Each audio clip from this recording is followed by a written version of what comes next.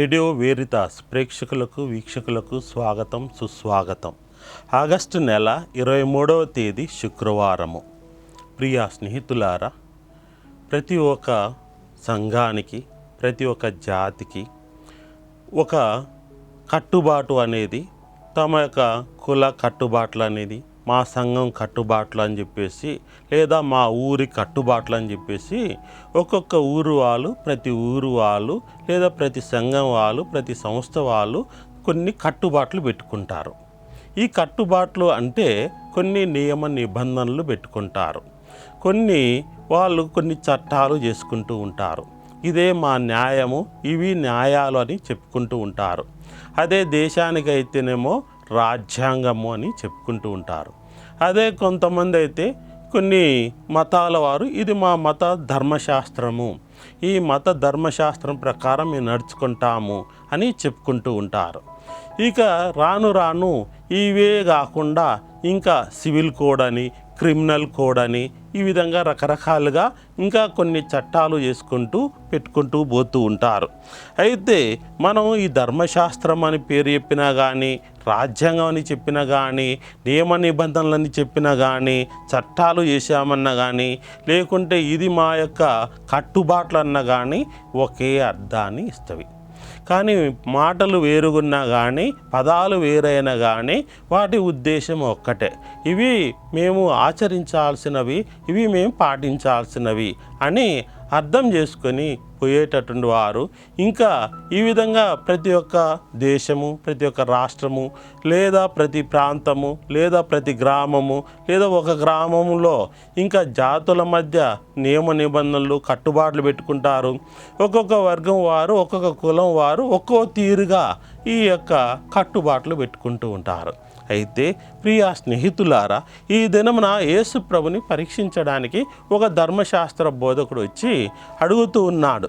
ఏమని? బోధకుడా, ధర్మశాస్త్రమునందు అత్యంత ప్రధానమైనటువంటి ఆజ్ఞ ఏది అని. అక్కడ యేసు ప్రభు సర్వేశ్వరుని యొక్క ఆజ్ఞల గురించి అందరికీ తెలుసు. 10 ఆజ్ఞలు మరి ఉన్నాయని. 10 ఆజ్ఞలు అనేవి మనకు దేవుడు మోషే ద్వారా సీనాయి పర్వతం మీద ఇచ్చారు. వాటిని అందరూ పాటిస్తూ ఉన్నారు, పాటించాలని ఉన్నది. ఇది ఒక ఒప్పందము, ఇది ఒక నిబంధన. అయితే ఇశ్రాయేలు ప్రజలందరూ 10 ఆజ్ఞలు పాటించడానికి ఆ తర్వాత పరిసయ్యులు, ధర్మశాస్త్ర బోధకులు, ఇంకా సద్దూకయ్యులు, ఇక వాళ్ళందరూ ఈ 10 ఆజ్ఞలను పాటించడానికి దాదాపు 613 చట్టాలు, వాళ్ళు నియమ నిబంధనలు, కట్టుబాట్లు పెట్టారు.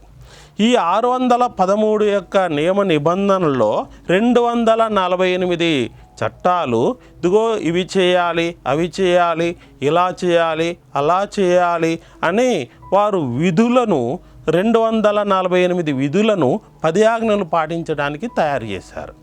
అయితే ఇక ఇది చేయకూడదు, అది చేయకూడదు, ఇలా చేయకూడదు, అలా చేయకూడదు అనేటటువంటి నిషేధాలను దాదాపు 365 చట్టాలు, కట్టుబాట్లు, నియమ నిబంధనలు పెట్టారు. అంటే 10 ఆజ్ఞలను పాటించడానికి, సంపూర్ణంగా పాటించడానికి ఈ 613 చట్టాలను ఇశ్రాయేలు ప్రజలు పాటించాలి. ఇవి ఆనాటి ప్రజలకు పెద్ద బరువుగాను, భారముగాను, ఒక కాడిగాను, మన భాషలో అయితే ఒక పెద్ద గుదిబండగాను తయారైనవి. ఇవన్నీ పాటించాలంటే, ఇవన్నీ పాటిస్తేనే అసలైనటువంటి ఇశ్రాయేలు ప్రజలు, అసలైనటువంటి యూదా ప్రజలని వాళ్ళు పరిగణించేటటువంటి వారు. ఇవి పాటిస్తేనే ధర్మశాస్త్రాన్ని పాటించినట్లు అవుతుంది అని అనుకున్నారు. అయితే ఈ దినమున యేసు ప్రభుని ప్రశ్నిస్తూ ఉన్నారు. ఇన్ని ఆజ్ఞలు ఉన్నాయి కదా, మరి ఇన్ని 613 చట్టాలు ఉన్నవి కదా, 613 నియమ నిబంధనలు ఉన్నాయి కదా, వీటిల్లో ప్రధానమైనటువంటి ఆజ్ఞ ఏది అని అడుగుతున్నారు. చూడండి, అన్నీ నియమాలే, అన్నీ నియమ నిబంధనలే, అన్నీ కట్టుబాట్లే. 10 ఆజ్ఞలు పాటించడానికి ఇవన్నీ పాటించాలి. అయినా వీటిలో ప్రధానమైనటువంటి ఆజ్ఞ ఏది అని యేసు ప్రభుని అడుగుతూ ఉన్నారు.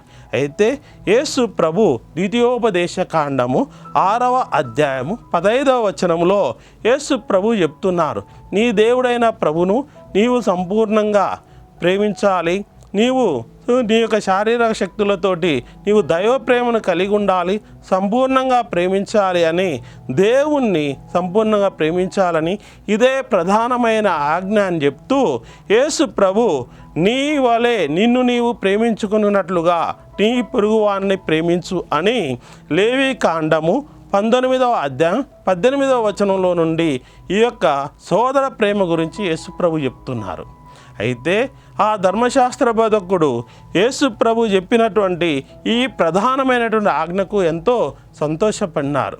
కనుక ప్రియ స్నేహితులారా, ప్రతి క్రైస్తవుడికి ఈ ప్రధానమైనటువంటి ఈ 2 ఆజ్ఞలు కూడా మనం పాటించాలి. 10 ఆజ్ఞలను మనం చెప్పుకునేటప్పుడు, 10 ఆజ్ఞలను పఠించేటప్పుడు, 10 ఆజ్ఞలు చెప్పిన తర్వాత ఈ 10 ఆజ్ఞలు కూడా ఈ 2 ఆజ్ఞలలో అణిగి ఉన్నవని మనం ఏ విధంగా విశ్వాసపూరితంగా మనం చెబుతామో, ఈ రెండిటి మీదనే 10 ఆజ్ఞలు కూడా అణిగి ఉన్నవని, ఈ 10 ఆజ్ఞల మీదనే ఆనాటి ప్రజలు 613 నియమ నిబంధనలు కూడా తయారు చేస్తున్నారు. కనుక ఈ రెండిటిని దేవుని సంపూర్ణంగా ప్రేమించాలి, నీ వలే నీ పొరుగువాని ప్రేమించాలన్నారు. ఈ ఒకటి చేసి ఒకటి చేయలేదంటే అది నిజమైన క్రైస్తవ జీవితం కాదు. నేను మొదటిది చేస్తాను, రెండోది చేయను అంటారు. కొంతమంది మేము మానవతావాదులము, రెండోది చేస్తాము, మొదటిది చేయమంటూ ఉంటారు. కనుక ఒకదానికి ఒకటి సంబంధం ఉన్నది, అవినాభావ సంబంధి. ఒకదాని నుంచి ఒకదాన్ని విడదీయలేము. కనుక మనము క్రైస్తవులము, మనం దేవుణ్ణి ప్రేమించాలి, మన సాటివాడిని, మన సోదరుణ్ణి, మన పొరుగువాడిని ప్రేమించాలి. కనుక దేవుని ప్రేమను కలిగి ఉందాం, సోదర ప్రేమను కూడా కలిగి జీవించుదాము. ఆమేన్.